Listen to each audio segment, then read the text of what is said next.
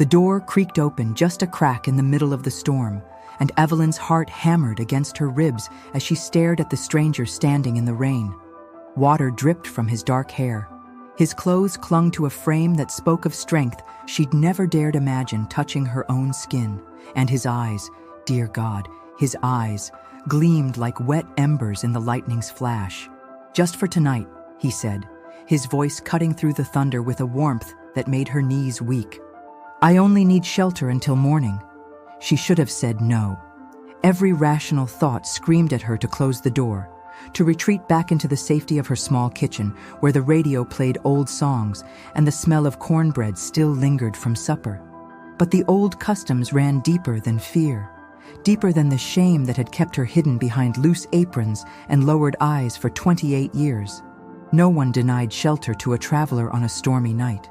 Not in this place where traditions held more weight than modern sensibilities, where the elders still spoke in hushed tones about what happened to those who broke the ancient rules of hospitality. "Of course," she whispered, stepping back. "Please come in."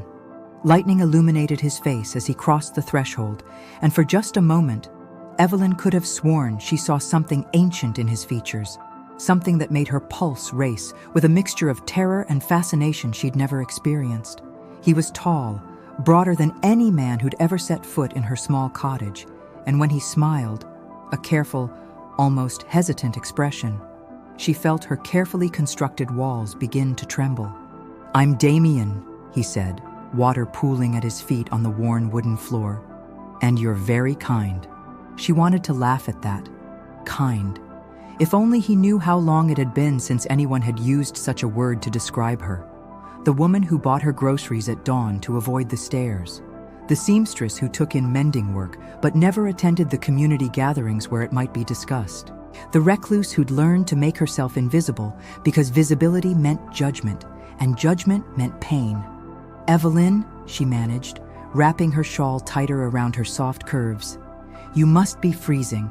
I'll make some tea."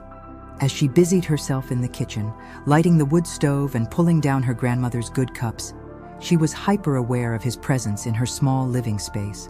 The cottage had never felt smaller, never felt more intimate. She could hear him moving carefully, respectfully, and when she glanced over her shoulder, she found him studying the framed photographs on her mantel. Pictures of her grandmother, the woman who'd raised her after her parents died, the woman who taught her that a body was something to hide, that dreams were dangerous things for girls who looked like her. "You have a beautiful home," Damien said, and something in his tone made her look up sharply. There was no pity there, no polite lie, just genuine appreciation for the small comforts she'd created for herself. The hand-stitched cushions, the dried herbs hanging from the ceiling beams, the carefully tended plants that brought life to every windowsill. "It's nothing special," she said automatically, the response worn smooth by years of deflecting any attention, good or bad. "I disagree." His voice was closer now, and she turned to find him standing at the kitchen entrance, careful not to step inside without invitation. Even soaked and seeking shelter, he maintained a respectful distance that she wasn't used to from men. "It feels like peace, like sanctuary." The tea kettle whistled, saving her from having to respond to words that touched something raw and vulnerable in her chest. She poured the hot water over the rose-colored herbs she'd grown in her back garden, the same blend her grandmother had used for calming nerves and soothing ailments of the heart. As the steam rose between them, carrying the gentle fragrance of chamomile and wild roses, she noticed him breathe in deeply, his eyes closing for just a moment, as if the scent affected him more than it should. "Rose herb," she explained unnecessarily, needing to fill the silence that stretched between them. "My grandmother always said it settled anxieties we don't speak aloud." When his eyes opened, they seemed to glow brighter for just an instant before returning to their normal deep brown. "Your grandmother sounds like a wise woman." She was. Evelyn handed him the cup, careful not to let their fingers touch. She knew things about the old ways, about how to live properly in a place like this.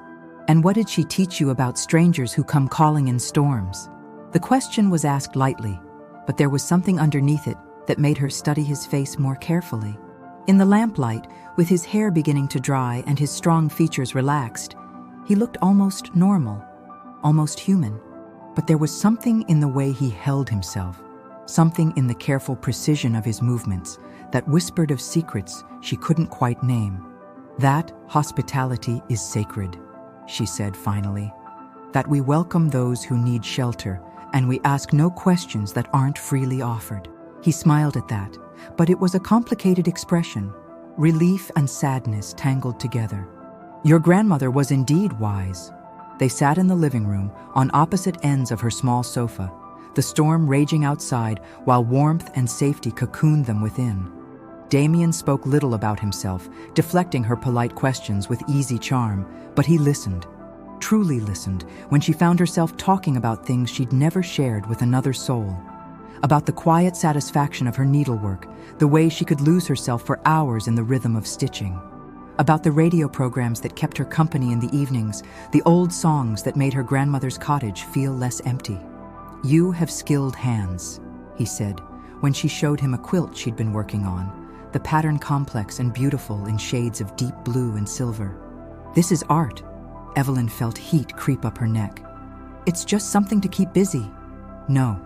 His voice was firm, and when she looked up, his eyes were serious. "Don't diminish what you create.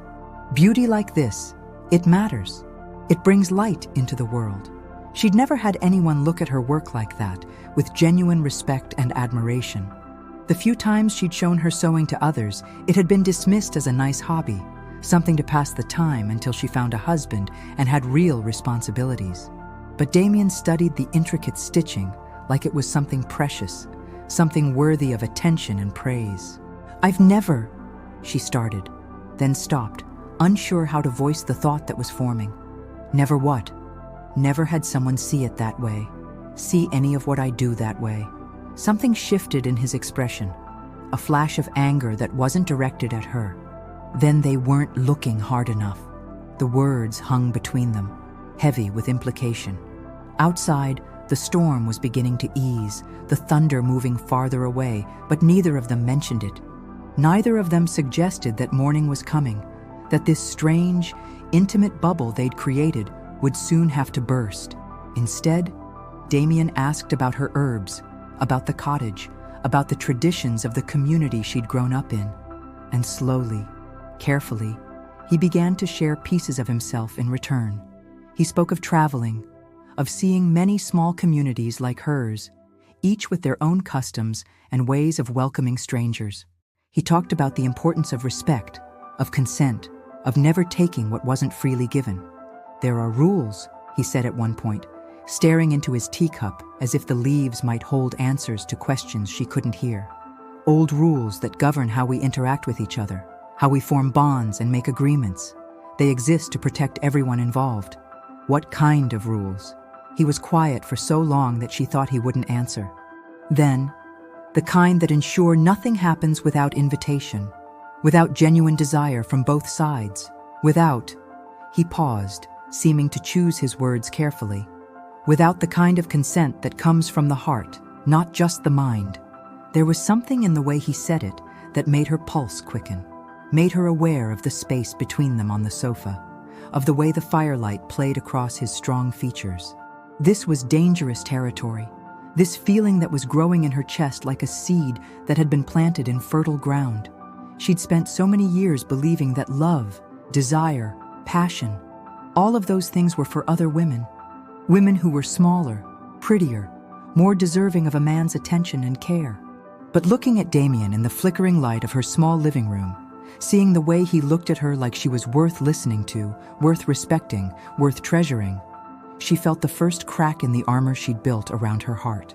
"You should rest," she said finally, when the silence had stretched too long and become too charged with possibility. "The storm's nearly past. You'll want to be on your way at first light." He nodded, but something in his eyes suggested he was as reluctant to break this spell as she was. "Thank you. For the shelter. For the tea. For—" He gestured vaguely at the space between them. "For making me feel welcome." She showed him to the small guest room, brought him clean towels and an extra blanket, tried not to notice how his presence seemed to fill the space completely. At the doorway she paused, some instinct making her turn back. "Damien?" "Yes? The rules you mentioned, do they apply to everyone?" His smile was soft, almost sad, especially to people like me. She wanted to ask what he meant, wanted to push for answers to the questions that had been building all evening. But something in his expression warned her that she wasn't ready for those answers yet, that some truths needed to be approached slowly, carefully, like wild creatures that might bolt if startled. "Good night," she whispered instead. "Good night, Evelyn. Sweet dreams." She retreated to her own room, but sleep was impossible. She lay in her narrow bed listening to the storm die away, listening to the house settle around them, hyper-aware of the man sleeping just down the hall. For the first time in her adult life, she felt the sharp ache of longing, of wanting something, someone, with an intensity that frightened her. When morning came, she expected him to be gone, expected to find only the indentation on the pillow and the memory of eyes that gleamed like embers. Instead, she found him in her kitchen, standing respectfully at the threshold, waiting. "I was hoping," he said when she appeared, still in her nightgown and wrapper, "that you might allow me to stay a bit longer. I could help with repairs, with any work you might need done. I noticed your front porch has some loose boards and the garden gate needs mending." Her heart hammered against her ribs. "I couldn't ask you to—" "You're not asking. I'm offering." He paused, and when he spoke again, his voice was carefully formal, like he was following some script she couldn't quite understand. "If you'll have me, if you invite me to stay and help." The words felt weighted with meaning she couldn't grasp, but the hope in his eyes was unmistakable. And the truth was, she didn't want him to leave. For the first time in years, she felt alive, felt seen, felt like she might be worthy of something more than solitude and shame. "I would like that," she said softly. "I would like that very much." His smile was brilliant, transformative. "Then I'll stay." What she didn't know, what she couldn't know, was that her simple invitation had just changed the course of both their lives forever. That by welcoming him into her home, into her carefully ordered existence, she'd opened a door that could never be closed again. But perhaps that was exactly what her heart had been hoping for all along. The weeks that followed fell into a rhythm that felt both natural and impossibly precious. Damien proved to be skilled with his hands, able to fix things she'd learned to live with broken. He repaired her porch, mended her garden gate, and helped her transform the front room of her cottage into a proper sewing workshop. In return, she taught him the small domestic rituals that had shaped her life: how to coax the best heat from the wood stove, how to read the sky for rain, how to brew the perfect cup of rose herb tea that seemed to calm something restless in his nature. They worked together during the day, shared quiet meals in the evening, and slowly, carefully, began to build something that felt like partnership, like belonging. But the outside world had begun to notice. It started with Mrs. Hartwell, the village busybody, who made it her mission to monitor everyone's comings and goings from her perch at the front window. She'd spotted the strange man's footprints in the mud around Evelyn's cottage, and within days the whispers had begun. A man of questionable character, staying unchaperoned with the recluse. What were they doing in that cottage all day? What kind of woman allowed such impropriety? The consequences were swift and merciless. Prices at the market suddenly rose when Evelyn was the buyer.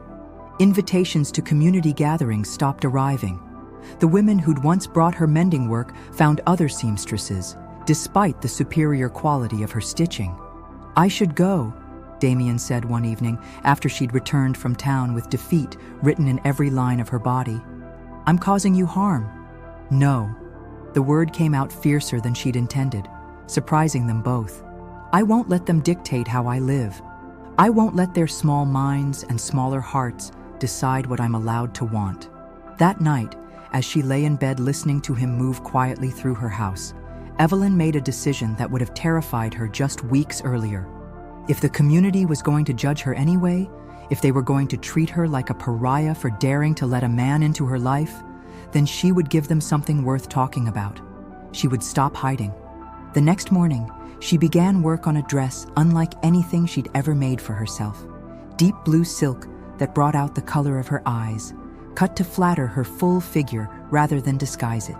As her needle flew through the fabric, creating something beautiful and bold and entirely her own. She felt a power she'd never experienced before, the power of a woman who had finally decided she was worth being seen. But what happened next would test that newfound courage in ways she never could have imagined. The night of the corn festival arrived with a heat that seemed to pulse from the earth itself, thick and sweet with the scent of harvest and possibility. Evelyn stood before her mirror, hardly recognizing the woman staring back at her. The blue silk dress hugged every curve she'd spent years hiding, the neckline modest but flattering, the skirt flowing like water around her legs.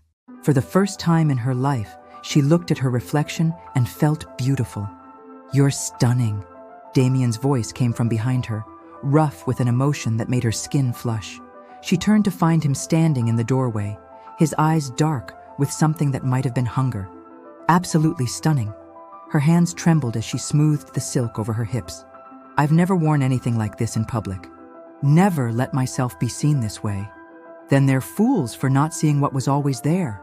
He stepped closer, careful as always to maintain the respectful distance he'd observed since that first night. But tonight, they'll have no choice but to look. Really look.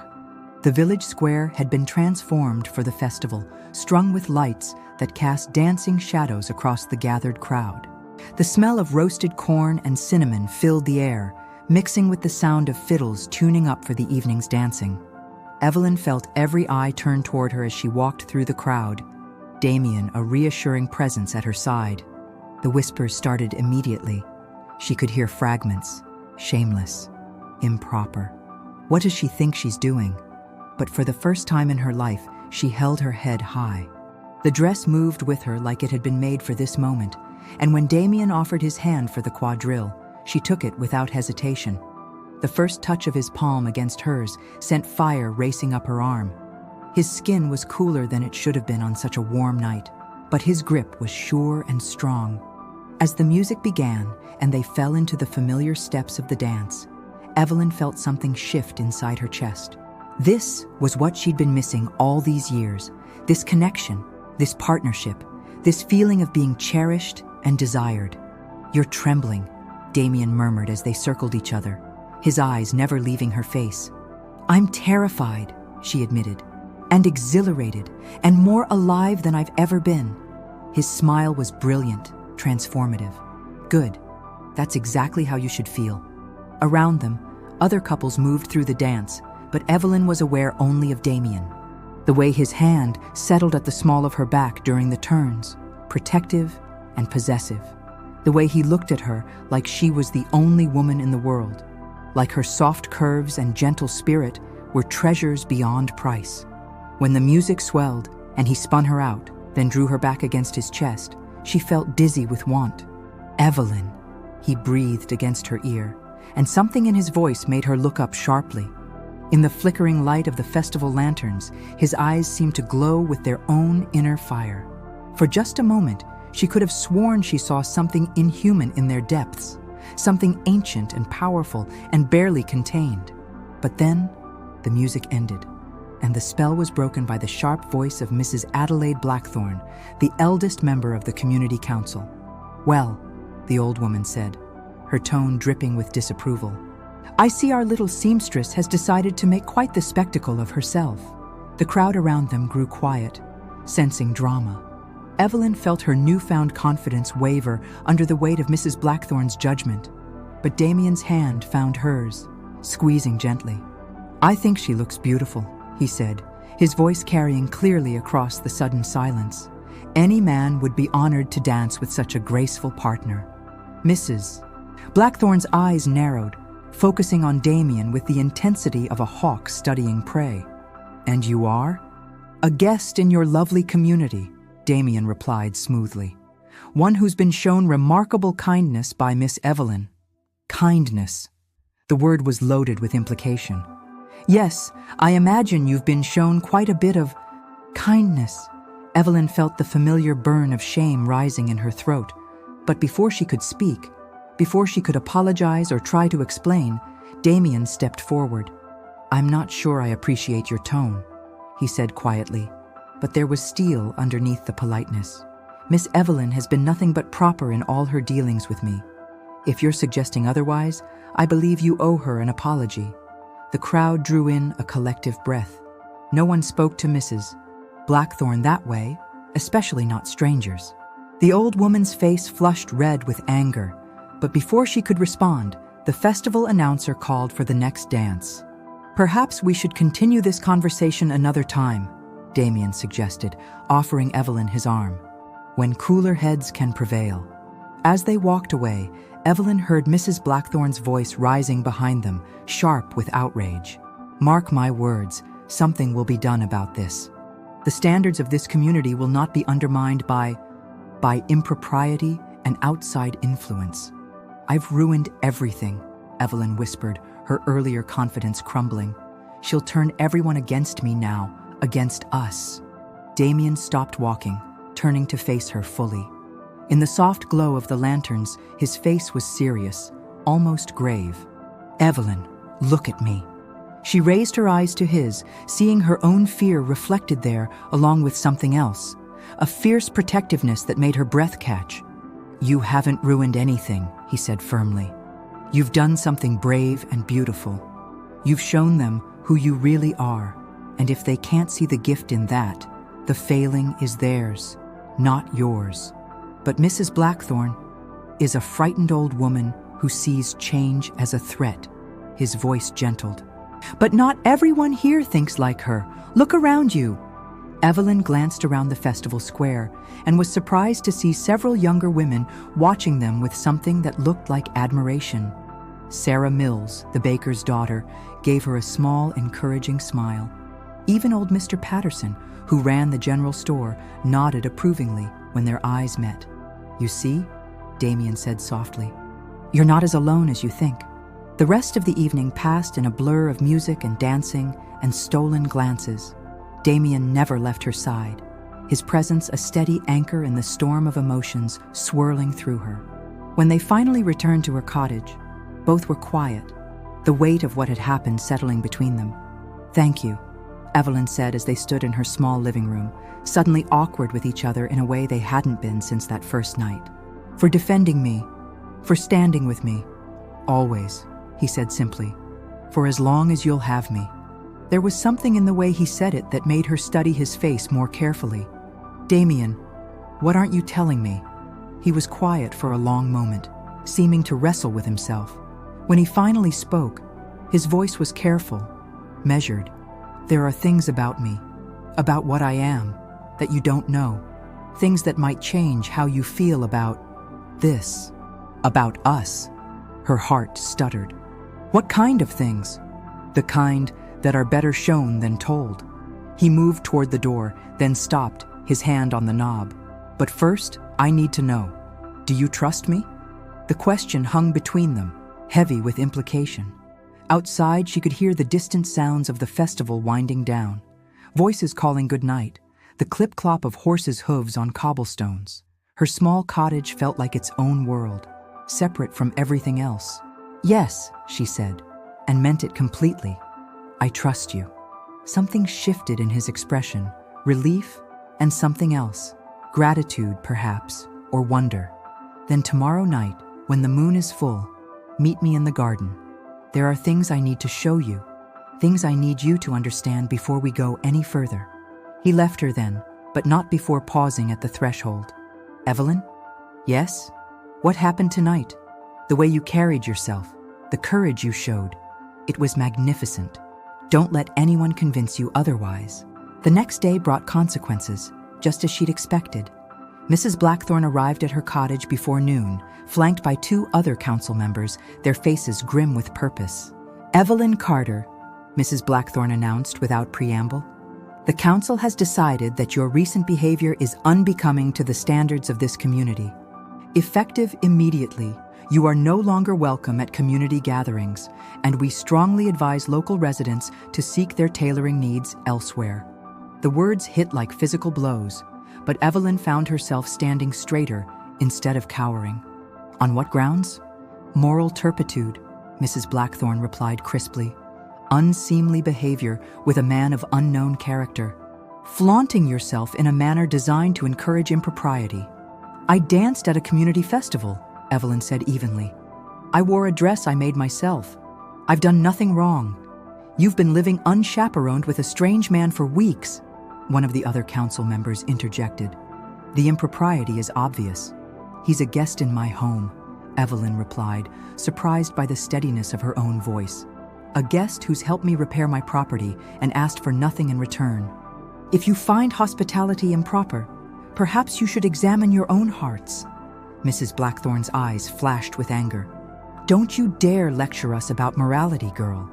We know what we've seen, and we know what people are saying. Either you send that man away and conduct yourself properly, or you'll find yourself completely ostracized from this community. After they left, Evelyn sat in her kitchen for a long time, staring at her hands. She should have been devastated. For someone who'd spent her entire life seeking acceptance, being formally rejected should have been the end of the world. Instead, she felt free. That evening, as the full moon rose silver and bright above the trees, she made her way to the garden behind her cottage. Damien was already there, standing among the rose herb plants she'd tended so carefully. In the moonlight, he looked different somehow, more angular, more dangerous, more beautiful than any mortal man had a right to be. You came, he said, and there was relief in his voice. I said I would. She moved closer, noting the way the moonlight seemed to make his skin glow with its own inner light. Damien, what's happening to you? Instead of answering, he reached into his pocket and withdrew something small and ornate, a medallion on a silver chain, its surface carved with symbols that seemed to shift and dance in the moonlight. This has been in my family for centuries, he said quietly. It's a symbol of what we are, what we've always been. He looked up at her, and in the moonlight, his eyes were definitely glowing. Evelyn, I'm not human. I haven't been human for a very long time. She should have been terrified, should have run screaming back to her cottage and barricaded the door. Instead, she found herself stepping closer, studying his face with new understanding. What are you? Vampire, he said simply, but not the kind from the stories you've heard. I don't hunt humans, don't kill for sport. My kind, we're bound by laws older than this village, older than the kingdoms that came before it. We can only take what's freely given.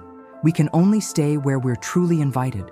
We can only love with genuine consent. The words settled over her like pieces of a puzzle falling into place. His careful distance, his formal requests to enter rooms, the way he'd spoken of rules and consent that first night, the way his eyes glowed in certain light, the way his skin stayed cool even on the warmest days. How long? She asked. 300 years, give or take a decade. His smile was sad, self-deprecating. I know how it sounds. I know what you must be thinking. I'm thinking, she said slowly, that it explains why you understood loneliness so well, why you saw me when no one else ever has. His eyes widened with surprise. You're not afraid?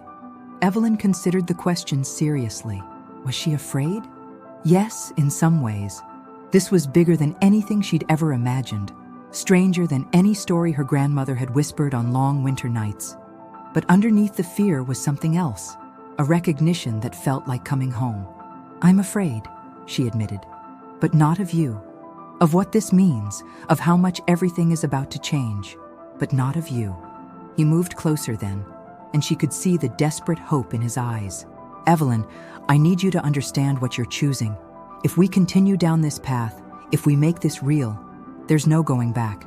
My kind, we mate for life. When we choose someone, when they choose us in return, it's forever. Forever, she repeated, testing the word on her tongue.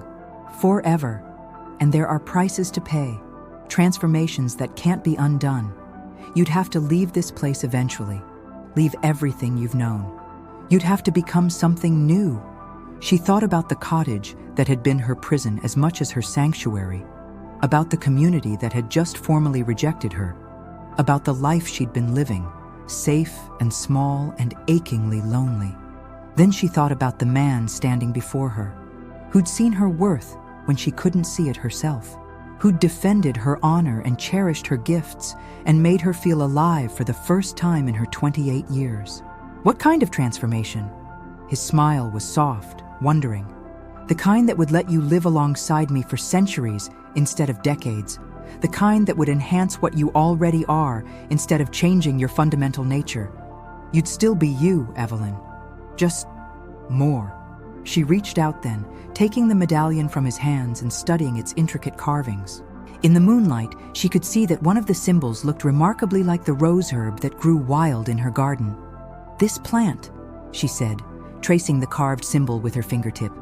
"It means something, doesn't it?" Damien's breath caught. "How did you—" "Yes, it's a binding herb used in ceremonies to formalize the bond between vampires and their chosen mates. The fact that it grows so abundantly here, that you've been brewing it into tea for weeks." He shook his head in wonder. "Some might call it fate. And what would you call it?" "Hope," he said simply. "The first real hope I've had in centuries." Standing in her moonlit garden, surrounded by the herbs that had somehow been preparing her for this moment all along, Evelyn felt the last of her old life falling away like a shed skin. Mrs. Blackthorne and her council could have their judgment. The village could have their whispers and their small, frightened hearts. She had something they would never understand, a love that transcended the ordinary, a choice that would reshape her entire existence, a chance to become more than she'd ever dared to dream. "Ask me," she said quietly. "What?" "Ask me properly, according to your laws, your customs. Ask me to choose you." Damien's eyes blazed with emotion as he dropped to one knee in the soft earth of her garden, the medallion glinting in his palm. "Evelyn Carter, will you accept this bond? Will you choose to walk beside me through whatever centuries may come? Will you become my mate, my partner, my equal in all things?" The words hung in the air between them, shimmering with power and possibility. In the distance, she could hear the village settling into sleep, unaware that one of their own was about to transform into something magnificent. "Yes," she whispered, and then louder, stronger. "Yes, I choose you. I choose us. I choose the life we'll build together." As Damien slipped the medallion over her head, Evelyn felt something fundamental shift inside her chest. The silver grew warm against her skin, and suddenly she could see everything more clearly. The intricate patterns of moonlight through the leaves, the subtle expressions crossing Damien's face, the entire world rendered in perfect, crystal detail. "What happens now?" she asked, marveling at the way her voice sounded richer, more resonant. Damien rose to his feet, his hands framing her face with infinite tenderness. "Now we face whatever comes together. But first," his thumb traced the line of her cheekbone, and she shivered at the touch. "First, let me show you exactly how much I've wanted to do this." When his lips met hers, the world exploded into sensation. This was nothing like the careful, respectful distance he'd maintained for weeks. This was hunger and passion and desperate relief, the kiss of a man who'd been holding himself back for far too long. Evelyn melted into his embrace, her hands fisting in his shirt as she kissed him back with all the longing she'd been carrying. When they finally broke apart, both were breathing hard, and Evelyn could see her own wonder reflected in his glowing eyes. "So," she said, trying to catch her breath, "what exactly does being mated to a vampire involve on a day-to-day basis?" His laughter was rich and warm, full of joy she'd never heard from him before. "Well, for starters, you're going to have to get used to staying up much later than usual." As if to prove his point, she realized she felt more awake and energized than she had in years, despite the late hour. The medallion pulsed warm against her skin, and she could feel changes beginning deep in her cells, her body adapting to accommodate her new reality. "I think I can manage that," she said, grinning up at him. "After all, I've got forever to get used to it." But as they stood there in the moonlit garden, wrapped in each other's arms and drunk on new love, neither of them noticed the figure watching from the tree line. Mrs. Blackthorne had come to deliver one final ultimatum, one last chance for Evelyn to see reason. What she'd witnessed instead would change everything, and by morning, the entire village would know that their former seamstress had become something far more dangerous than a woman who dared to wear beautiful dresses. The real battle was just beginning. The pounding on her door came before dawn, violent and insistent enough to rattle the windows. Evelyn jerked awake from the deepest, most peaceful sleep she'd experienced in years, her new vampire-enhanced senses immediately alert to danger. Beside her in the narrow bed, Damien was already moving, his body coiled with predatory grace as he listened to the approaching mob. "Stay behind me," he commanded. But Evelyn was already reaching for her robe, her chin lifting with the same defiance that had carried her through the festival. "This is my home," she said firmly. "I won't cower in my own bedroom." The voices outside were growing louder, angrier. She could make out Mrs. Blackthorn's shrill commands mixed with the deeper tones of the village men who'd been roused from their beds for this impromptu witch hunt. Through the window, she saw the glow of torches, and her heart sank as she realized how serious this had become. "Evelyn Carter," Mrs. Blackthorn's voice carried clearly through the wooden door. "Come out and face the judgment of this community. We know what you've become, what unholy bargain you've made." Damien moved to the window, his enhanced vision allowing him to assess the situation in the pre-dawn darkness. 23 people, he reported grimly. Some armed with farming tools. They're frightened, which makes them dangerous. What did she see? Evelyn asked, though she already knew the answer. The ritual in the garden, the transformation, the moment her humanity had been forever altered by love and choice. Enough. Damien turned from the window, his eyes serious. "Evelyn, I can protect you, but not without revealing exactly what I am. If I show them my true nature, there's no going back. We'll have to leave this place tonight, never to return." The cottage that had been her entire world suddenly felt smaller, more fragile. Everything she'd known, every memory she'd built within these walls, it could all end in the next few minutes. But as she looked at Damien, at the man who'd taught her to see her own worth, she realized that home wasn't a place anymore. Home was wherever they chose to build it together. "Open the door," she said quietly. "Evelyn, open it, but let me speak first." Damien hesitated, then nodded. His hand brushed hers as he moved toward the door, and she felt strength flow between them through their new bond. Whatever happened next, they would face it as equals. The crowd fell silent as the door swung open, revealing Evelyn in her simple white nightgown and robe, her hair loose around her shoulders, the silver medallion glinting at her throat. In the torchlight, she looked ethereal, transformed, and more than one person in the crowd stepped back involuntarily. "Mrs. Blackthorn," Evelyn said calmly, "you're up quite early." The old woman's face was flushed with righteous anger, her eyes wild with the fervor of someone who believed herself to be fighting evil. "Don't you dare stand there and pretend innocence, girl. I saw what happened in that garden. I saw the unholy ritual, the way that thing marked you as his own." "That thing," Evelyn said, her voice carrying a new authority that made the crowd murmur uneasily, "is the man I love. The man who's shown me more respect and kindness than this community ever has." "Love?" Mrs. Blackthorn spat. "You call trafficking with demons love? You call selling your soul for carnal pleasure love?" Behind her, Evelyn felt Damien tense, but she held up a hand to keep him back. This was her fight now, her choice to make. "I call choosing my own path love," she replied. "I call refusing to live in shame for the body God gave me love. I call finding someone who sees my worth instead of my flaws love." Her voice rose, carrying clearly across the square. "And if that threatens you, if my happiness somehow diminishes yours, then perhaps you should ask yourself why." "Blasphemy," one of the men shouted. "She's been corrupted, bewitched." "Have I?" Evelyn stepped forward, and several people in the crowd backed away. "Or have I simply stopped hiding, stopped making myself small to make you comfortable? Stopped apologizing for taking up space in a world that never wanted me anyway?" The words hung in the pre-dawn air, and for a moment, the crowd was silent. Then Mrs. Blackthorn raised her torch higher, her voice cracking with emotion. "You were one of us," she said. And beneath the anger, Evelyn heard something that might have been grief. "You belonged here. You had a place, a purpose. Why wasn't that enough?"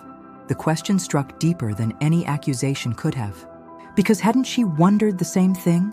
Hadn't she spent years telling herself that safety was enough, That survival was all she could expect? Because, Evelyn said softly, a cage is still a cage, even when it's made of good intentions and community standards. Because I deserve more than just existing. I deserve to live. And what about our standards? Mrs. Blackthorne demanded. What about the moral foundation of this community? If we allow this abomination, what's next? Where does it end? It ends, said a new voice from the back of the crowd, when we stop treating love like a crime. Everyone turned to see Sarah Mills pushing through the crowd, her young face set with determination. Behind her came old Mr. Patterson, and to Evelyn's amazement, 3 other women from the village. I'm tired of this, Sarah continued, her voice shaking but clear. Tired of watching Mrs. Blackthorne decide who's worthy of acceptance and who isn't. Evelyn Carter has never hurt anyone. She's helped more people in this village than anyone wants to admit. Mending clothes for free when times were hard, nursing sick children when their mothers couldn't afford the doctor, teaching girls like me to sew when our own families said it wasn't worth the trouble. She's right, Mr. Patterson added, his weathered face grave. I've watched that girl grow up, and I've never seen her do anything but try to be good enough for the rest of you. Maybe it's time we asked ourselves if we're good enough for her. Mrs. Blackthorne's face went white with rage.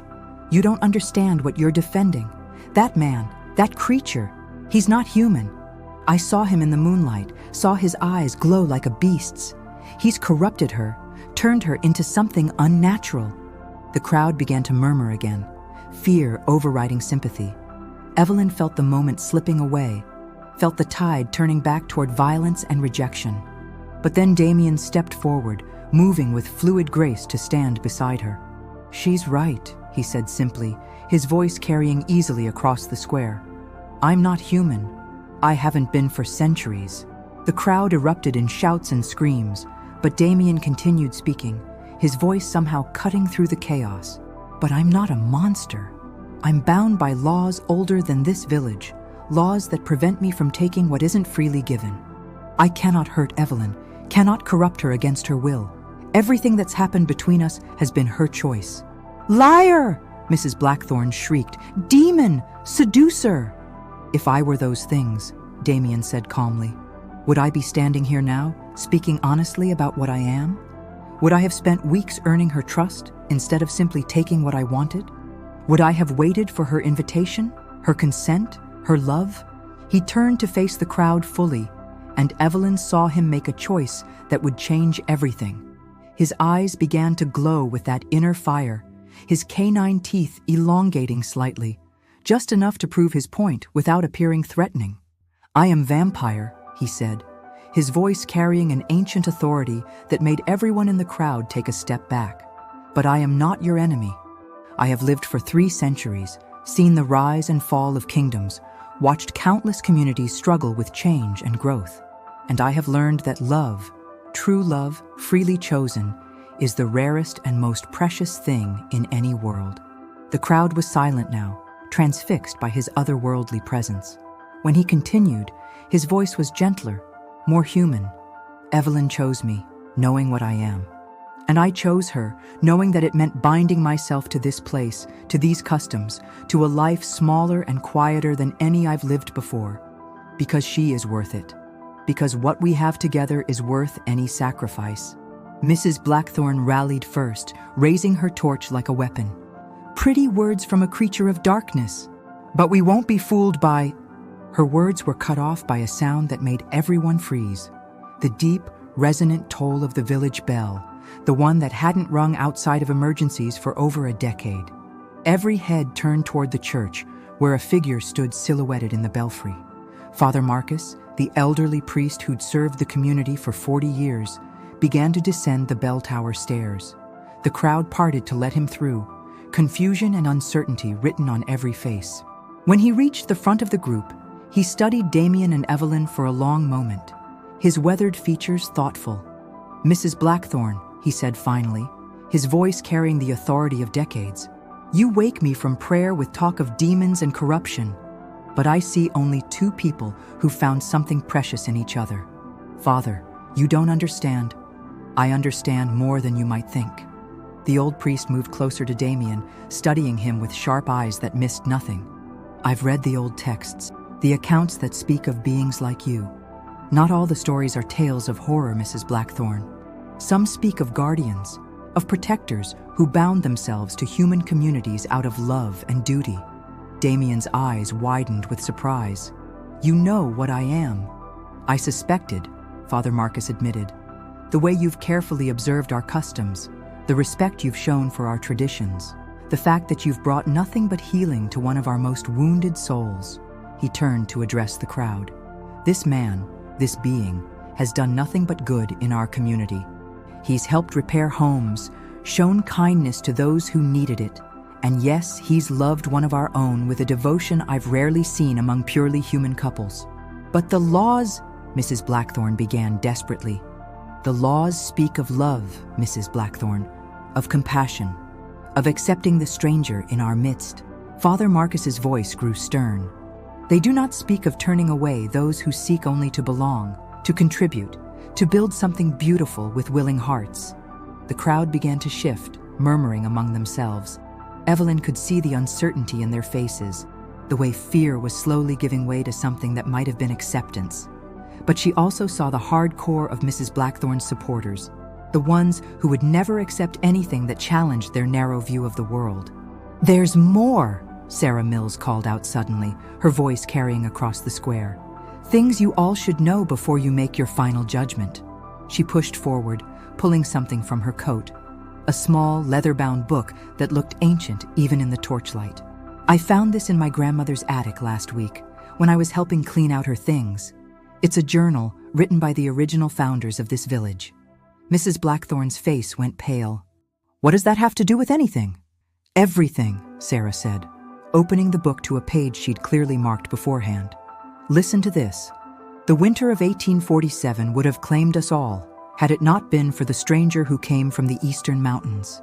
He asked for nothing but permission to help, and in return, he saved our children from the fever, our crops from the blight, our very souls from despair. When spring came and he prepared to leave, the council voted unanimously to offer him permanent sanctuary, should he ever have need of it. We made a pact, sealed with the old words and the ancient customs, that any of his kind who came seeking refuge would find welcome here, so long as they brought no harm to our people." The silence that followed was profound. Even Mrs. Blackthorne seemed stunned, her torch wavering in her suddenly unsteady grip. "The medallion," Father Marcus said quietly, looking at the silver pendant at Evelyn's throat. "May I see it?" Evelyn lifted the chain over her head, handing it to the priest. He examined it carefully in the torchlight, tracing the symbols with one finger. "This bears the seal of the old pact," he confirmed, his voice filled with wonder. "The very agreement our ancestors made with Damien's kind. The protection and sanctuary they promised in exchange for the help they received." "That's impossible," Mrs. Blackthorne whispered. "I would have known. The council would have—" "The council knew," came another voice from the crowd. Old Tom Fletcher, the village's unofficial historian, stepped forward with his own ancient book. "It's all recorded in the original charter, Mrs. Blackthorne. The agreement, the terms, the conditions. We've just forgotten how to read the old language." The tide had turned completely now. Evelyn could see it in the faces around her, curiosity replacing fear, wonder taking the place of suspicion. Mrs. Blackthorne stood alone now with her torch and her hatred, isolated by her own unwillingness to bend. "So what happens now?" someone called out from the crowd. Father Marcus smiled, and for the first time since the commotion began, Evelyn felt hope uncurl in her chest. "Now we honor the old agreements. We welcome our guests properly, as our ancestors would have done. And we celebrate the fact that love has brought us full circle, back to the wisdom of those who came before us." But Mrs. Blackthorne wasn't finished. With a cry of rage and desperation, she lunged forward with her torch, aiming for Damien's face. The crowd screamed and surged backward, but before the flame could reach its target, Evelyn stepped between them. The torch struck her arm instead, the burning wood searing through the fabric of her robe and biting into her skin. She cried out in pain, stumbling backward into Damien's arms. But even as the agony shot through her, she felt something extraordinary happening. The burn began to heal almost immediately. her vampire-enhanced regeneration knitting the damaged tissue back together in seconds. The crowd watched in amazement as the angry red mark faded to pink, then disappeared entirely, leaving unblemished skin behind. "Witchcraft!" Mrs. Blackthorne shrieked, but her voice was drowned out by the gasps of wonder from the rest of the crowd. "Not witchcraft," Evelyn said, her voice steady despite what she'd just endured. "Love. The kind of love that transforms, that makes us more than we were before. The kind that your ancestors understood when they made their pact with Damien's people." She straightened, still supported by Damien's strong arms, and looked around at the faces surrounding them.